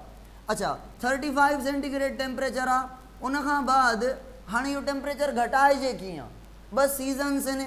हिकु सीज़न आहे जंहिंमें कोल्ड कंडीशन आहे, ॿी सीज़न आहे जंहिंमें वार्म कंडीशन आहे, ठीकु आहे। जॾहिं ॿाहिरें इन्वायरमेंट में थधि आहे, ॿाहिरें इन्वायरमेंट में थधि आहे त जेको स्क्रोटम आहे न उहो कॉन्ट्रैक्ट थी वञे थो, उहो कॉन्ट्रैक्ट थी करे बॉडी ॾे वञे थो। स्क्रोटम कॉन्ट्रैक्ट थी करे बॉडी ॾे वञे थो ताकी ॿाहिरां जी जेका थधि आहे वधीक टेम्परेचर लो न करे वञे, 35 खां घटि न थी वञे, अपवर्ड मूव करे थो। सही आहे बिल्कुलु। ऐं वार्म जेका कंडीशन आहे, वार्म जॾहिं कंडीशन आहे उन महिल अगरि पूरा टेस्टिस यानी स्क्रोटम बॉडी सां कॉन्टेक्ट में हूंदा त हीट घणी प्रोड्यूस थींदी, हीट घणी प्रोड्यूस थींदी। इन जे करे इहे जेके स्क्रोटम आहे उहो रिलैक्स थी करे डाउनवर्ड अची करे बॉडी खां परे थिए थो ताकी बॉडी जी जेका हीट आहे उहा वधीक असरु न करे, जुदा हिकिड़ो पंहिंजो सिस्टम क्रिएट करे वेहे, ठीकु आहे। त छा चओ था बुक में ओपन आहे।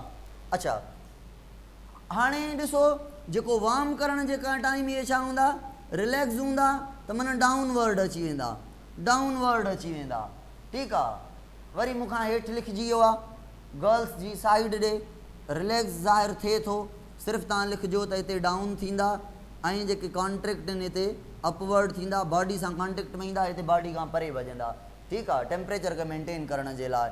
अच्छा हाणे अचूं था सेमिनिफ्यूरस ट्यूब्यूल्स जे फंक्शन ते। सेमिनिफ्यूरस ट्यूब्यूल्स जो जेको फंक्शन आहे, हिकु त उन जे अंदरि जेका सेमिनिफ्यूरस ट्यूब्यूल्स जूं वाल्स आहिनि उहे प्रोड्यूस कंदियूं आहिनि स्पम खे, ऐं जेका स्पम हूंदी आहे उहा अनमेच्योर हूंदी आहे, अनमेच्योर हूंदी आहे, अनमोबाइल हूंदी आहे, सीसाइल हूंदी आहे, ठीकु आहे। ऐं उन खां बाद सेमिनिफ्यूरस ट्यूब्यूल्स जे विच में, सेमिनिफ्यूरल्स ट्यूब्यूल्स जे विच में बिटवीन सेमिनिफ्यूरल्स ट्यूब्यूल्स हिकिड़ा ग्लैंड सेल हूंदा आहिनि जंहिंखे लाइडन सेल चइबो आहे, आई थिंक, हा लाइडन सेल चइबो आहे। लाइडन जेके सेल हूंदा आहिनि, लैडन LAYDN, लैडन जेके सेल हूंदा आहिनि, हा स्पम सर्टोली कंदा आहिनि, स्पम सर्टोली कंदा आहिनि, वाल में सेल हूंदा आहिनि जंहिंजो नालो सर्टोली आहे, ठीकु आहे। स्पम प्रोडक्शन कंदा आहिनि। लैडन जेके सेल आहिनि उहे प्रोड्यूस कंदा आहिनि हार्मोन जंहिंजो नालो आहे छा, जंहिंजो नालो आहे testosterone. Testosterone male reproductive organ जो जेको हार्मोन आहे, ठीकु आहे, ठीकु थी वियो एसि ताईं। सेमिनिफ्यूरल्स ट्यूब्यूल्स जे अंदरि जेका स्पम प्रोडक्शन थी, रेटे टेस्टिस उन स्पम खे कलेक्ट करे कंहिं खे ॾींदो, वास एफरंस या वास एफरेंशिया खे ॾींदो। वास एफरेंशिया जो कमु आहे कलेक्शन करणु। वास एफरेंशिया जेका स्पम ॾिए थी उहा स्पम ॾिए थी कंहिंखे, उहा ॾिए थी इपीडिडाइमिस खे, जिते स्पम स्टोर थींदी, टेम्पररी स्टोर थींदी। हिते जेका स्पम आहे खोड़ टाइम ताईं इपीडिडाइमिस में स्टोर थियल हूंदी आहे, सही आहे, घणे टाइम ताईं स्टोर थियल हूंदी आहे। मैक्सिमम अमाउंट जेको स्पम जो ठहंदो आहे उहो हिते स्टोर थींदो आहे। सेमिनिफ्यूरस ट्यूब्यूल्स में न स्टोर थींदो आहे, हिते स्टोर थींदो आहे। अच्छा जॾहिं स्टोर थींदो, जीअं जॾहिं मेल ऐं फीमेल जी मैटिंग जो टाइम थींदो, जॾहिं मैटिंग जो टाइम थींदो, जॾहिं या स्पम जी रिमूवल जो टाइम थींदो, त उन महिल जॾहिं स्टिम्युला ईंदी त हाणे जेका आहे उहा स्पम खे रिलीज़ करिणो आहे बॉडी खां ॿाहिरि, त पोइ जेका इपीडिडाइमिस आहे उहा स्पम ट्रांसफर कंदी इपीडिडाइमिस खां काॾे वास डेफरेंस ॾे। कॾहिं स्पम ट्रांसफर कंदी ॿुधायो, जॾहिं स्टिम्युला ईंदी, न त स्टोर थियल हूंदी। उन मां जेका इपीडिडाइमिस में पूरी स्पम स्टोर थियल आहे, सॼे जी सॼी न वेंदी। इपीडिडाइमिस जे अंदरि नरिशमेंट वग़ैरह हे हो स्पम खे नॉर्मल अमाउंट में मिले थी, वेरी नॉर्मल ट्रेस अमाउंट में इहा स्पम हिते स्टोर थियल आहे। जीअं स्टिम्युलस मिले थी एपिडिडाइमिस मां वञी करे वास डिफरेंस में वञे थो त वास डिफरेंस जेका आहे बिल्कुलु ख़ाली कलेक्टिंग ट्यूब आहे जेका ट्रांसफ़र करे वञे थी स्पर्म खे। ऐं ॿी ॻाल्हि इम्पॉर्टेंट इहा त एपिडिडाइमिस जे अंदरि जेके स्पर्म आहिनि उहे मेच्योर थींदा आहिनि। स्पर्म जेके आहिनि मोटाइल थींदा आहिनि। स्पर्म जेके आहिनि उन्हनि में टेल अटैच थींदो आहे एपिडिडाइमिस जे अंदरि। एपिडिडाइमिस जे अंदरि स्पर्म जी मैच्योरेशन थींदी आहे। स्पर्म खे टेल अटैच थींदो आहे। टेल अटैच थींदो माना मोबिलिटी ईंदी, मूवमेंट ईंदी कंहिं जे अंदरि स्पर्म जे अंदरि, त स्पर्म मूव करे अॻियां ट्रांसफ़र थी वेंदा किथां खां, एपिडिडाइमिस खां। ठीकु आहे। एपिडिडाइमिस जी जेका साइज़ हुई उहा 20 फुट हुई। एपिडिडाइमिस जो जेको फंक्शन आहे उहो मैच्योरेशन ऑफ स्पर्म आहे, स्पर्म खे मैच्योर करणु। ठीकु आहे। इस एपिडिडाइमिस खां बाद असां जेका वास डिफरेंस जी ॻाल्हि कयूं था, वास डिफरेंस या वास डिफरेंशिया वास डिफरेंस इहा ट्यूब खणी करे अची करे सेमिनल वेसिकल खे ॾिए थी। सेमिनल वेसिकल जेका आहे उहा छा थी करे, सेमिनल वेसिकल हे हितां अची ॾिसो न, हितां स्पर्म खणी करे अची सेमिनल वेसिकल वटि आई। सेमिनल वेसिकल पंहिंजी सिक्रेशन करे थी, वेसिक्यूलेज एंजाइम, वेसिक्यूलेज एंजाइम सिक्रेट करे थी। ठीकु आहे। वेसिक्यूलेज एंजाइम अहिड़ो एंजाइम आहे जेको स्पर्म जी जेका मूवमेंट आहे उनखे इंक्रीज़ करे थो, मोटिलिटी खे अञा इंक्रीज़ करे थो। मोटाइल होॾे थिया आहिनि, हिते मोटिलिटी अञा इंक्रीज़ थिए थी। ऐं सेमिनल वेसिकल जेका आहे उहा फूड स्टोर करे थी। फूड स्टोर थियल आहे हिन में, ऐं फूड में स्पेशली जेको आहे त फ्रक्टोज़ स्टोर थियल आहे जेको प्रोवाइड कयो वञे थो कंहिंखे, फ्रक्टोज़ प्रोवाइड कयो वञे थो स्पर्म खे त ताकी उनखे एनर्जी मिले वधीक मूवमेंट करे। ऐं वेसिक्यूलेज जेको एंजाइम आहे मां चवां चांस ऑफ फर्टिलाइज़ेशन खे बि इंक्रीज़ करे थो।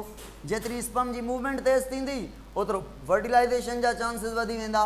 ऐं उनखां बाद जेका वेसिकल आहे उहा म्यूकस प्रोड्यूस करे थी। ऐं म्यूकस जेका आहे उहा थोरी एसिडिक नेचर जी आहे, छाजे करे त हिन में एसिडिक केमिकल्स जेके हूंदा आहिनि उहे प्रेज़ेंट हूंदा आहिनि।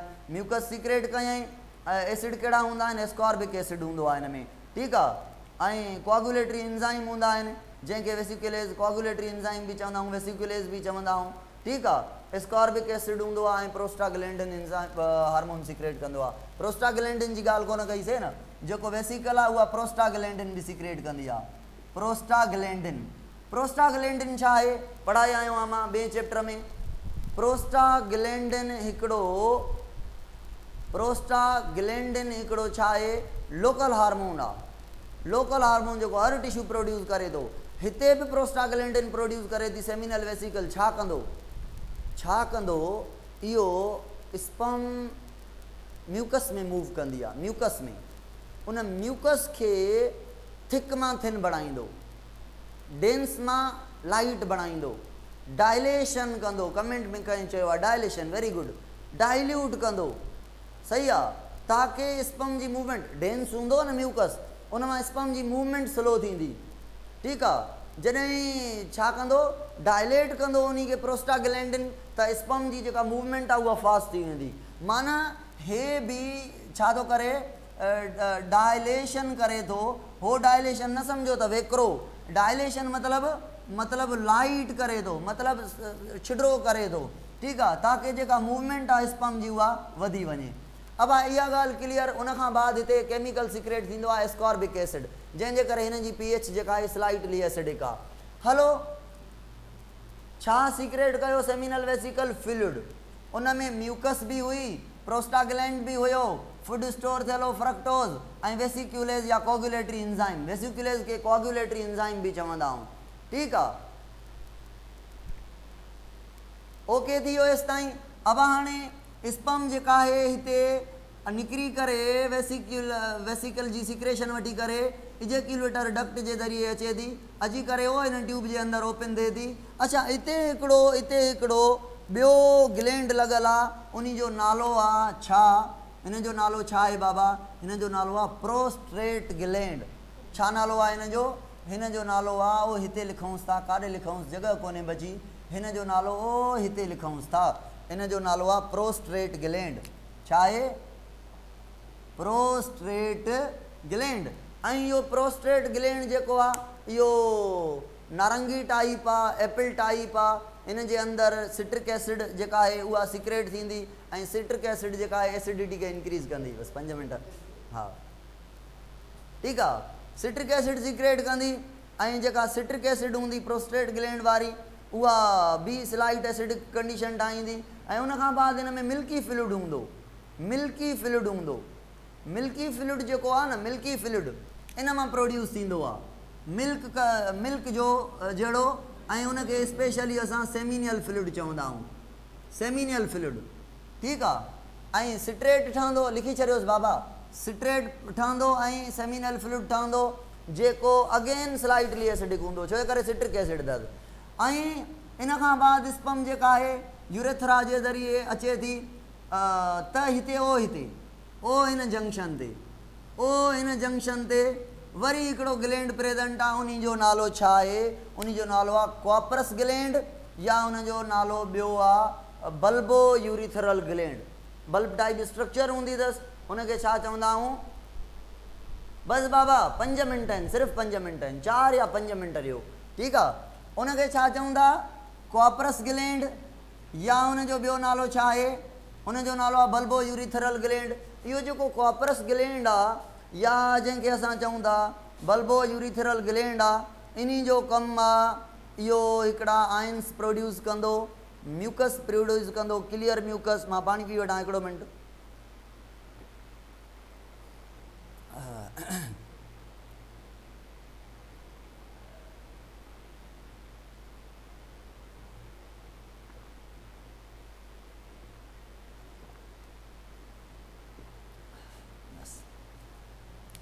हीउ जेको क्वापरस ग्लैंड आहे न, इन जे लाइ मां हिते सेपरेट लिखां थो, इन जो मोस्ट इम्पॉर्टेंट कमु आहे।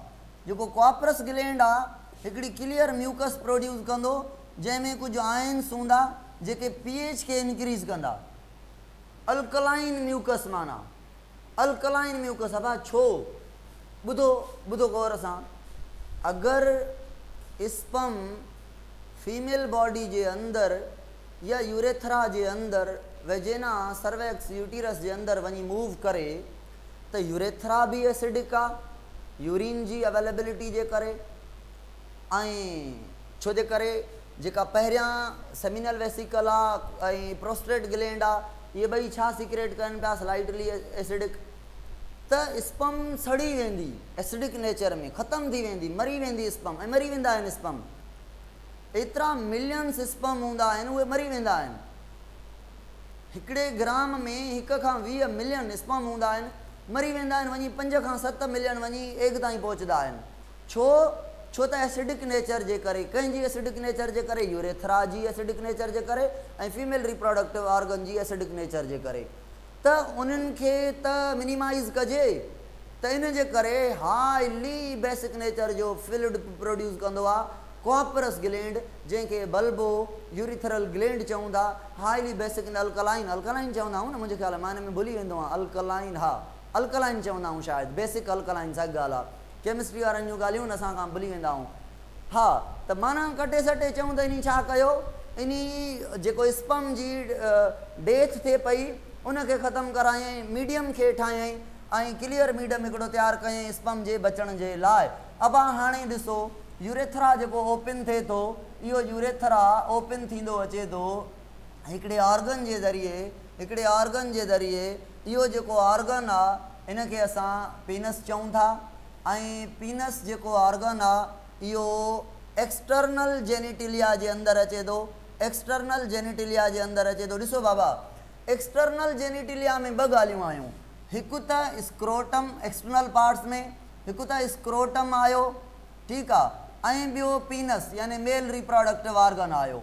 हाणे जेको मेल रिप्रोडक्टिव ऑर्गन आहे ऐं टेस्टिस आहिनि, मां उन्हनि मां पुछां असेसरी कहिड़ो आहे? त असेसरी जेको आहे पीनस जेको आहे न बाबा, उहो असेसरी आहे, इहो नेसेसरी न आहे। इहो इन जो कमु आहे स्पम जी ट्रांसफर कराइणु। मेन त उहो आहे जेको स्पम जी प्रोडक्शन करे थो, ऐं प्रोडक्शन करण वारा टेस्टिस आहिनि। त टेस्टिस जेके आहिनि उहे प्राइमरी रिप्रोडक्टिव ऑर्गन आहिनि टेस्टिस खां अलावा जेके बि शयूं आहिनि उहे सेकेंडरी रिप्रोडक्टिव ऑर्गन में अचनि था, त पीनस बि सेकेंडरी रिप्रोडक्टिव पार्ट में अचे थो। असेसरिया या चऊं था सेकेंडरी रिप्रोडक्टिव पार्ट में अचे थो। ठीकु आहे। पीनस जो कमु छा आहे? पीनस जो कमु आहे मेल खां फीमेल जी तरफ़ हे कॉपरस ग्लैंड, थोरो मां मिटाए छॾियां थो लिखी करे, मां पंहिंजा ई कमु ग़लति कयां थो। ठीकु आहे, सम्झी वञो ॻाल्हि खे। पीनस जेको आहे उहो उन जा जेके कंपोनेंट आहिनि एक्सटर्नल जेनिटिलिया आहे, हीअ जो उहो पीनस जो पार्ट आहे हिनखे शेफ्ट चवंदा आहियूं। ठीकु आहे, हिनखे चवंदा आहियूं शेफ्ट। ऐं हीअ जेको पार्ट आहे हिनखे चवंदा आहियूं गिलेंस। गिलेंस हिन में मेंशन थियल आहे, हिन में केपीके में। ऐं हीअ जेको आहे हीअ ए ट्यूब, इहो यूरेथ्रा आहे।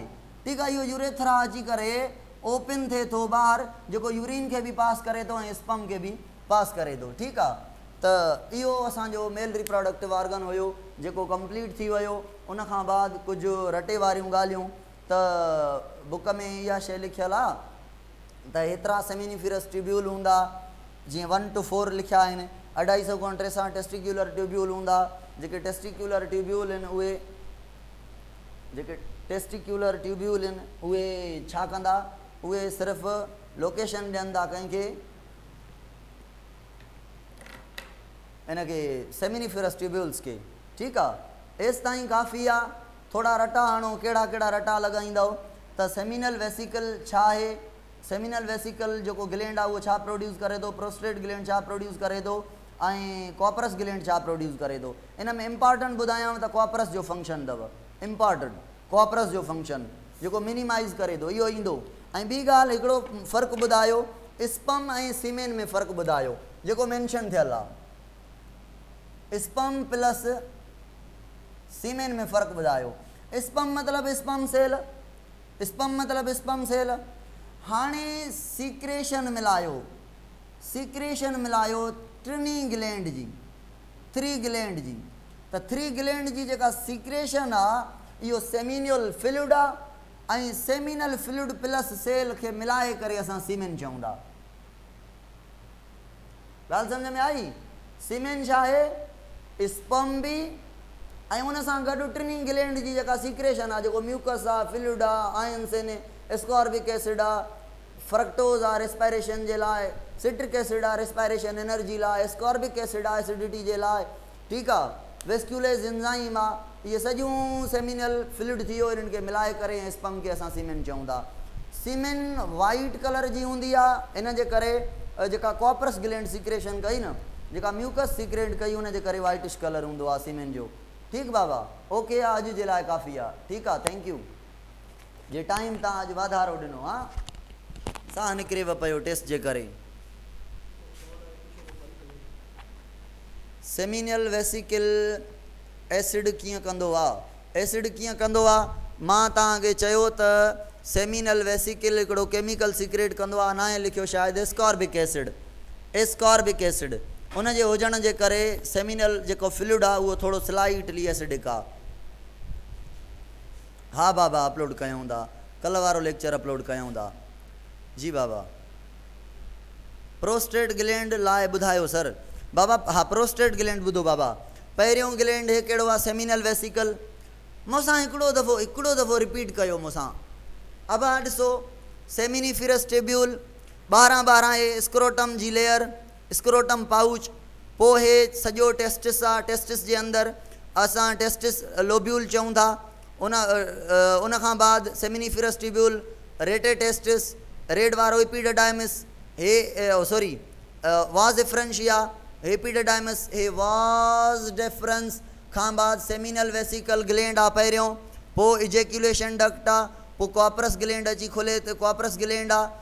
कॉपरस ग्लैंड किथे प्रेजेंट आहे? अगरि मां पुछां त लोकेशन पुछां त तव्हां चवंदव सर यूरेथ्रा ते उते प्रेजेंट आहे जिते इजेक्यूलेटरी डक्ट जेका आहे ओपन थिए थी, माना जंक्शन ऑफ इजेक्यूलेटरी डक्ट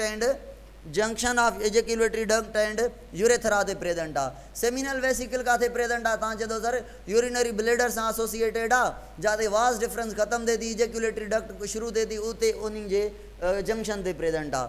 वरी मां चवां थो तो बाबा प्रोस्टेट ग्लैंड खां बाद हेठि यूरेथ्रा ते कॉपरस ग्लैंड आ जंहिंखे बल्बो यूरिथरल ग्लैंड, इहो काथे प्रेजेंट आहे? तव्हां चओ इहो यूरेथ्रा जी वॉल ते प्रेजेंट आहे। बसि ठीकु आहे। छा प्रोड्यूस करे थो? मिल्की सब्सटेंस प्रोड्यूस करे थो, जंहिंमें आयन्स आहिनि बेसिक pH जा, ऐं उहे जेके आहिनि pH खे इंक्रीज़ करनि था, अल्कलाइन बणाइनि था, छाजे लाइ? न्यूट्रलाइज़ करण जे लाइ इनखे, हा, मिल्की सब्सटेंस प्रोड्यूस करनि था। ठीकु बाबा, जंहिंखे सेमिनियल फ्लूइड एक्चुअली चऊं था। ठीकु थी वियो, इहे शयूं हुयूं बसि। हलो बाबा, ओके आहे। सर्टोली सेल आहिनि जेके स्पम जी प्रोडक्शन कंदा। लैडिंग बि सेल आहिनि जेके प्रोटेक्शन कंदा प्रोस्टाग्लैंडिन जी फॉर्मेशन। लैडिंग ठीकु आहे, ओके ओके, अल्लाह हाफ़िज़। प्रोस्टेट ग्लैंड कंहिंजी जंक्शन ते आहे? प्रोस्टेट ग्लैंड जेको आहे न, ॾिसो हाणे हे प्रोस्टेट ग्लैंड आहे उहे वारो जेको यूरेथ्रा ते अटैच आहे, पर उन जॻह ते जिथे यूरेथ्रा सां इजेक्यूलेटरी डक्ट मिले थी, त इजेक्यूलेटरी डक्ट ऐं यूरेथ्रा जे जंक्शन ते आहे। ठीकु बाबा, थी विया सवाल? ओके कयूं? ईज़ी टेस्ट आहे, ईज़ी ईज़ी ईज़ी बाबा, ईज़ी, टेंशन न वठो। ओके आहे।